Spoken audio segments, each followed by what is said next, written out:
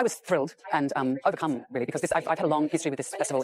I think it's like I can't hold my, I can't keep my powder dry. Like if I... Cate Blanchett doesn't do feuds. She doesn't dabble in gossip or chaos, or so the industry believed. But what if I told you that the woman who built her reputation on restraint, precision, and timeless control nearly walked away from Chanel, cut ties with a decade-long partnership, and came close to exposing a buried deal involving her husband's original screenplay? And all of it centered on Blake Lively. This wasn't just fashion drama. It was calculated sabotage wrapped in flashbulbs and hashtags. Because when Blanchett finally stopped smiling, insiders realized it wasn't simply about perfume or couture. It was about a pattern, one woman inserting herself where others had already laid the foundation, and a legacy actress who, at last, said enough. And overcome, really, because I've had a long history with this festival. Here's the part that's true. Cate Blanchett has been intertwined with Chanel for over a decade. She's slipped into private fittings, graced couture shows, and in 2021, signed a multi-season contract to lead the brand's Women in Cinema campaign. Quiet, cinematic, refined, that was the aesthetic. One former Chanel brand director put it simply, Cate didn't just wear Chanel, she became Chanel. Her aura was the vision, minimalism, integrity, strength. The next rollout was slated for early 2023, a legacy short film penned by Blanchett's husband, Andrew Upton.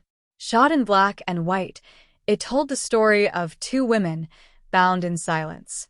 Elegant, restrained. And then Blake appeared. The campaign pivoted overnight. Velvet Rope Daily summed it up in a single line. Wait, wasn't Cate Blanchett supposed to front Chanel's Women in Cinema launch this spring? Why is Blake suddenly the face? I think because I can't hold my, I can't keep my powder dry. Like if I hear something...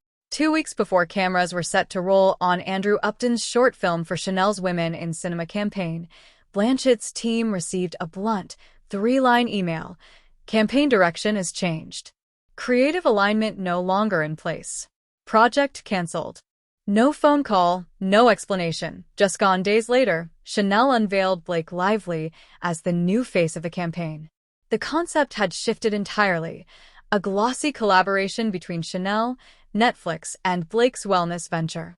Out went the stark black and white silence of Upton's script. In came soft-focus glamour, empowerment taglines, and hashtag inspo captions. Cate's name vanished. Andrew's script was erased.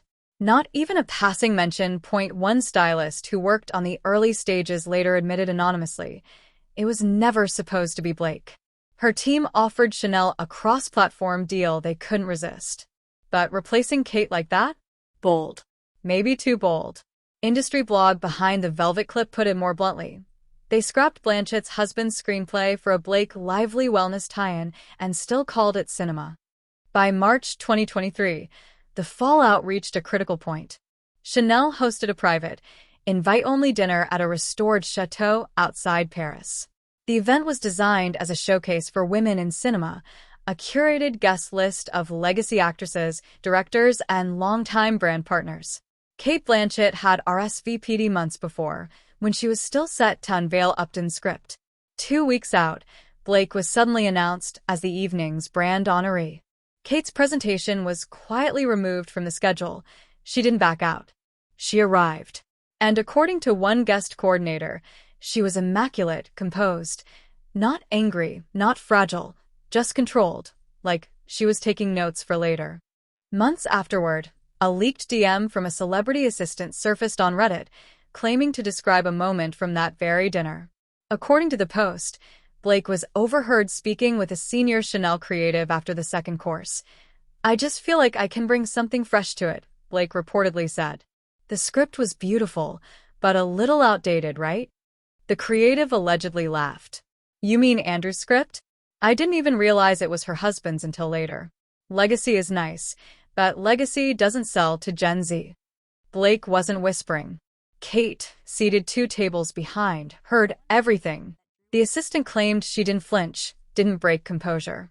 But she quietly set her wineglass down and never touched it again for the rest of the night, AS gossip account DoTube captioned when the DM leaked. Blake Lively called Andrew Upton's Chanel script outdated, while Cate Blanchett sat in the same room. These girls are fearless.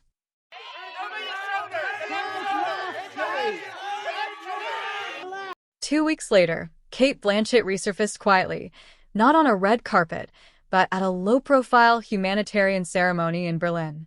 She gave a short, elegant speech that might have gone unnoticed, if not for one unscripted line. Speaking about storytelling as inheritance, she remarked, "There's a difference between honoring the story and owning it like it was always yours. One builds legacy. The other builds ego." The line wasn't in the official transcript, but an audience member captured it on their phone and uploaded the audio to Reddit. The caption read, "Blanchett just fired the most elegant warning shot I've ever heard." Film blog Berlin Cinema Fest amplified the quote, speculating that it was more than philosophy, it was a statement. And Blake Lively, at the time, likely thought she was safe. By mid-April 2023, Blake's Chanel X Netflix crossover campaign officially launched. The visuals were airy, soft-focused, aspirational. The tagline, "A woman's story reimagined." But buried in the launch cycle was a fatal oversight. A British fashion magazine, working off materials approved months earlier, back when Cate was still attached, published a feature on the campaign. The piece detailed its original creative direction, explicitly mentioning Andrew Upton's short film and Blanchett's personal involvement. The article went live on April 16th. Within 3 hours, it was pulled. But not before readers screen captured it, uploaded it to Reddit, and spread it across Twitter. Red Lip Reel summed it up. Why did Chanel publish then delete an article about Cate Blanchett directing their 2023 campaign when Blake's name is everywhere now? Something messy happened here. And suddenly, the carefully curated narrative began to unravel. Hello, I'm Blake Lively. Welcome to the behind the scenes of my 17 cover shoot. The leaked article confirmed what many had quietly suspected. Blake Lively hadn't originated the Chanel campaign. She had stepped into a role already built for someone else. Almost instantly, Reddit threads began piecing together the timeline like a crime board. March 2022, Cate Blanchett announced as the face of Chanel's cinematic legacy capsule. January 2023, Andrew Upton quietly begins screenwriting. March 2023, dinner event abruptly changes theme. April 2023, Blake's campaign launches. Just 3 hours before the deleted feature on Cate briefly resurfaces on TikTok, creators stitched together Cate's Berlin speech with screenshots of the pulled article and clips from Blake's newly released ad. The viral caption template said it all. "This is how you rewrite someone else's legacy." One TikTok creator, @SinStitchTalk, didn't hold back. Blake didn't just take the campaign. She erased the woman who wrote it and her husband. You don't reimagine that. You hijack it. The backlash wasn't explosive yet, but cracks were forming. A scheduled appearance for Blake on a YouTube fashion talk show was abruptly canceled. The official excuse? Scheduling conflicts. The unofficial whispers? Her team didn't want her facing pointed questions about why Cate's version had vanished. It got worse. A behind-the-scenes clip from the show leaked, showing the host rehearsing the intro. "We're so excited to talk with Blake Lively about her new Chanel project and what really happened to the version that was supposed to feature Cate Blanchett." The clip was deleted within hours, but not before it hit X and went viral. Hey, one industry watcher posted. That intro proves it. This was never supposed to be Blake's moment. Why didn't you just shoot me? It's a thriller. It's a romance. It's a. At the height of Blake Lively's Chanel rollout, Cate Blanchett resurfaced, but not in Paris, not on the red carpet, and not through a glossy interview. She returned to the stage in Sydney. In June 2023, Cate and her husband, Andrew Upton, quietly premiered a 2-person play at the Sydney Theatre Company. Written entirely by Upton and directed by Cate, the production arrived without fanfare or press releases. Its story was pointed. A woman losing control of a narrative once hers, only for a younger figure to step in, claim ownership, and reshape it in real time. The original title, Lines That Weren't Meant to Be Read, was later changed after previews to something sharper, leaner. The credit. Stage Whispers AU summed it up. Cate Blanchett and Andrew Upton just dropped a play about losing authorship. during Blake Lively's Chanel campaign. That's not subtle. That's art. The wind blows no good. We're all three of us here together. Only about 400 people were in the theater for the premiere of the credit. No press, no official reviewers. But the play didn't stay quiet for long. One audience member recorded a shaky clip of Cate Blanchett mid-scene. Facing the younger actress on stage, she delivered the monologue that would ignite the internet.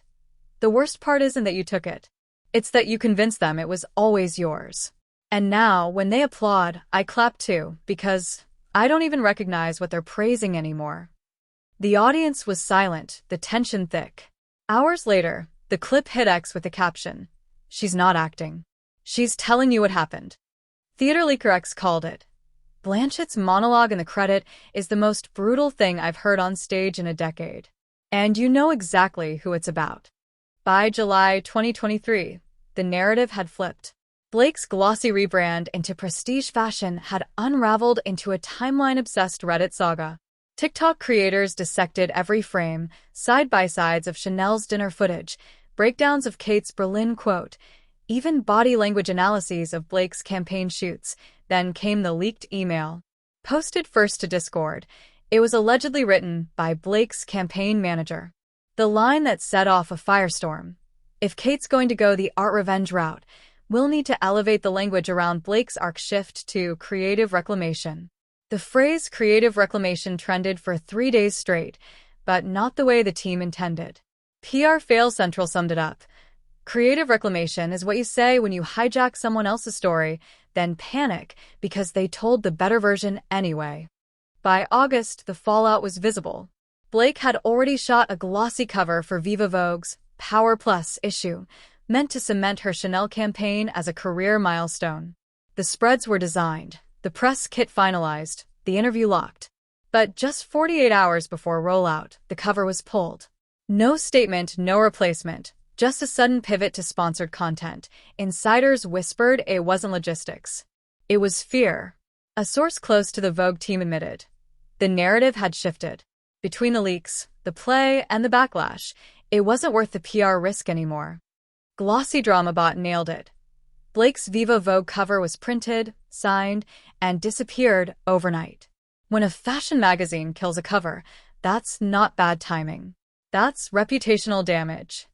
And Chanel's September 2023 internal summit, the event where future campaigns are locked, was right around the corner. In 2022, Blake Lively co-led a breakout session at Chanel's private summit, a sign she was being groomed for bigger things. But in 2023, her name was missing entirely. One insider from Chanel's European press office confirmed to a French media blog, no official statement, no scandal. Just not invited. Meanwhile, Cate Blanchett quietly reappeared, not as talent, but as a creative advisor. Her arrival wasn't announced. No flashbulbs waited, but attendees described her entrance as the kind of power you don't applaud for, yet everyone notices. French Fashion Leak summed it up. Chanel's summit just happened. Cate Blanchett walked in like the CEO. Blake Lively wasn't even on the itinerary. That's what we call a soft erasure. By October 2023, Chanel launched its Timeless Voices campaign spotlighting legacy collaborators. The faces were undeniable: Penelope Cruz, Tilda Swinton, Kristen Stewart, and Blanchett. Blake Lively was notably absent. Even in the archival montage of past campaigns, her footage had been cut. Fans spotted it within hours. Florence Pugh remained. Kristen's footage was intact. But Blake? Not a framed IT wasn't revenge. It was realignment. Chanel had made its choice. Campaign Watchdog put it bluntly. Chanel just rewrote their legacy reel and erased Blake Lively entirely. This is what quiet industry blacklisting looks like. In November, Chanel's flagship in Paris hosted a salon-style forum, Legacy and Design, the Future of Storytelling. The guest list was sharp: no influencers, no stylists, only brand ambassadors, directors, filmmakers. Blanchett closed the evening with a speech, delivered softly, slowly, without notes. Midway, she said, "There's a difference between being the face of something and standing for it.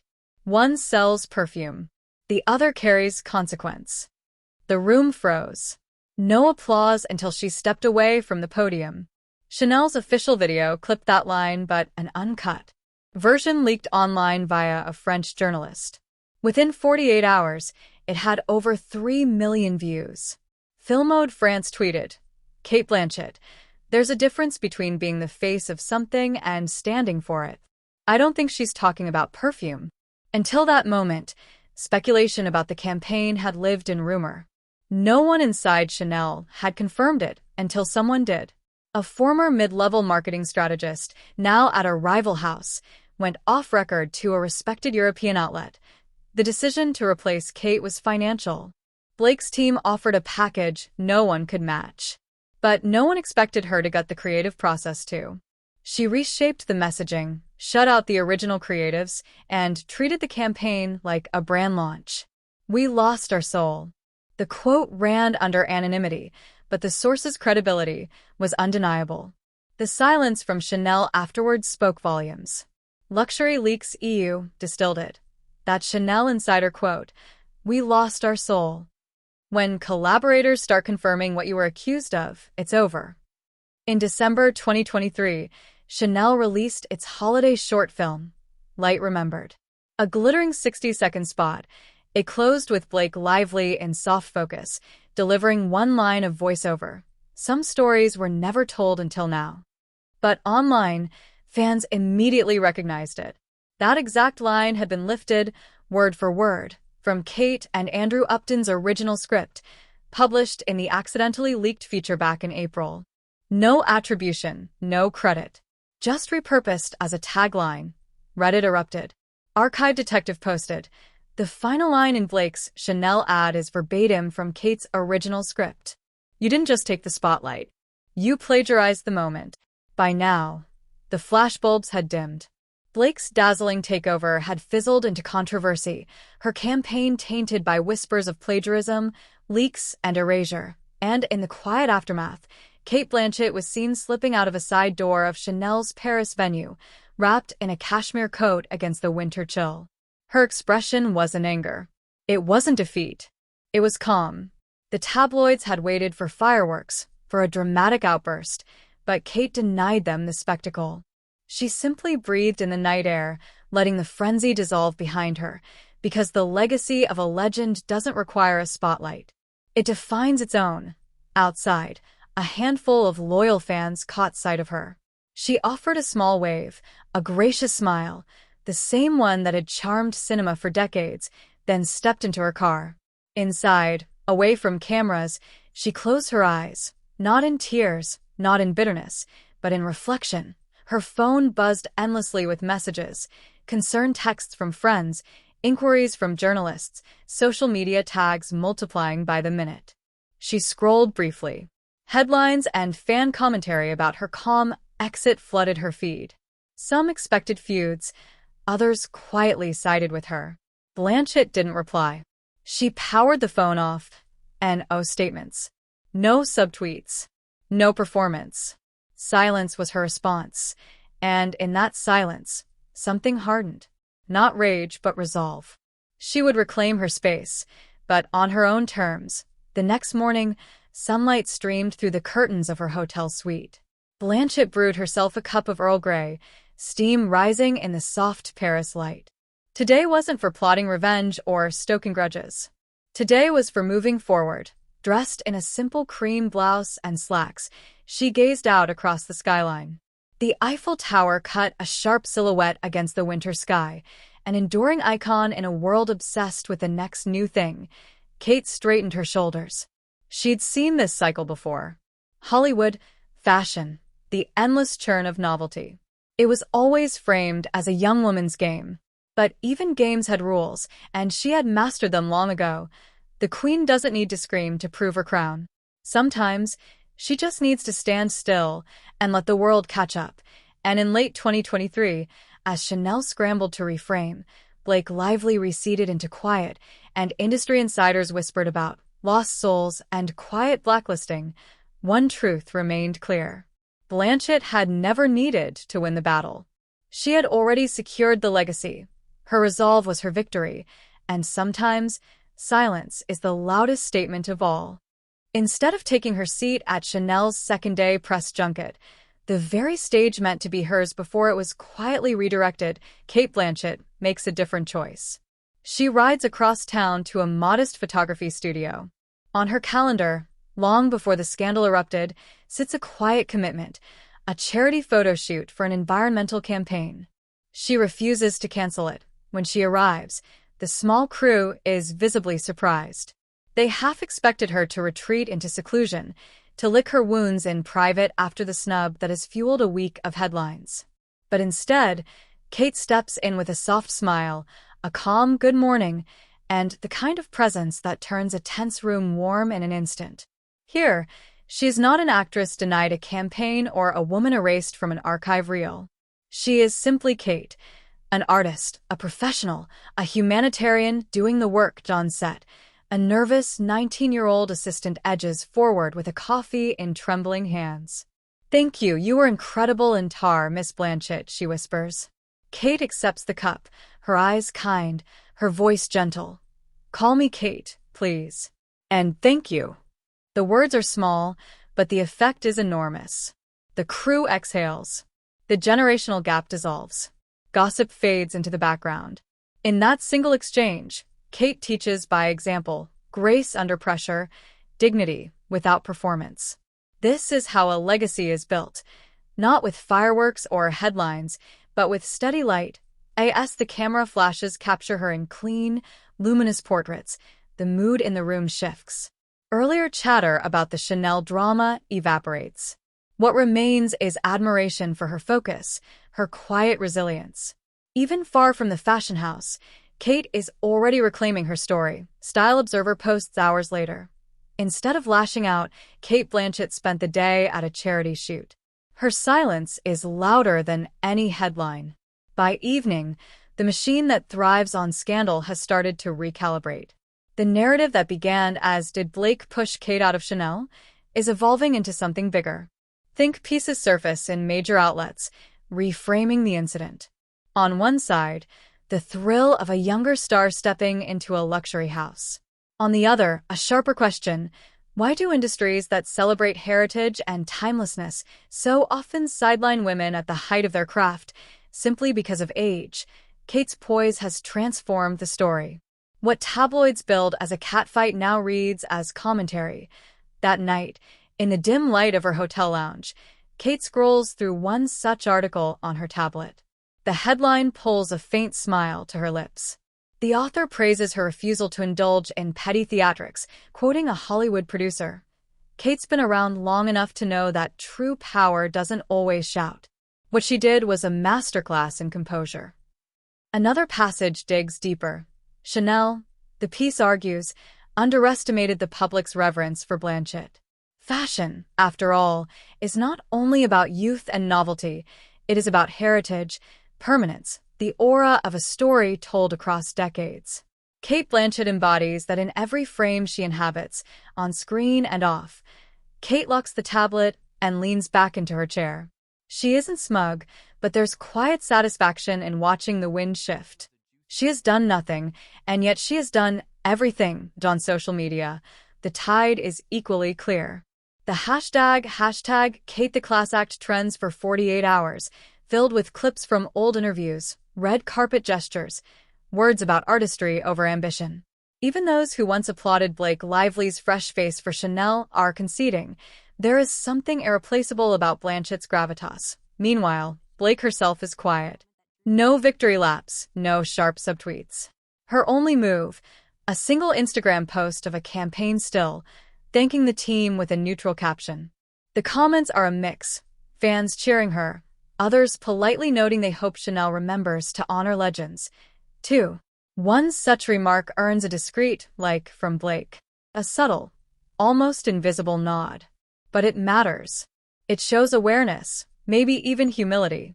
The younger star acknowledging, if faintly, that the weight of legacy cannot be bought. A week later, the conversation finds its climax. A venerable European film festival honors Cate Blanchett with a Lifetime Achievement Award. The Grand Theater is overflowing. Young indie prodigies, veteran auteurs, style icons in their 70s. As Cate walks onto the stage in a sweeping satin gown, not Chanel but a custom creation by a rising couturier who once dreamed of her films, the hall rises in a thunderous ovation. Among the audience sits Blake Lively. Not as a rival, not as the face of a controversy, but as one of many admirers, clapping earnestly, a quiet smile on her lips. The cameras catch her just long enough before shifting focus back to the honoree. Cate accepts the heavy golden statue. For a long beat, she holds it silently, emotion flickering across her face. Then she begins, "Thank you for recognizing not just my work, but the journey." In an industry obsessed with the new, it is profoundly moving to be valued for longevity. The audience stills. She does not mention Chanel. She doesn't need to. There is space for youth and discovery. She continues, her gaze traveling the crowd, pausing on Blake with the faintest, gracious nod. And there is space for age and wisdom. One does not diminish the other. In truth, when we stand together, when we respect each other, we redefine what power looks like. The words fall like gentle snow, settling without force, but with permanence. Meryl Streep, seated near the front, blinks back tears. The camera catches luminaries in quiet awe. What began as scandal has become sermon. Not a feud, but a shared victory. Not Cate versus Blake, not old versus new, but something larger. The possibility of an industry finally growing up. As the ovation roars once more, Cate steps off stage into the shadowed corridor. For a moment, she lingers alone. She exhales the kind of breath carried after months of wait. When she opens her eyes again, they are clear, bright. Behind her, in the glow of the empty stage, the award gleams on its pedestal, a beacon she doesn't need to touch to be seen. The message is unmistakable. True legacy does not chase the spotlight. It is the spotlight, steady, enduring, self-illuminating. The industry will not transform overnight. But something has shifted. A seed has been planted, a legend honored, a younger star humbled, a community reminded of what timelessness truly means. Cate walks calmly into the dim corridor. No fanfare, no need to look back. The clamor has faded. What remains is hers. Always was, always will be.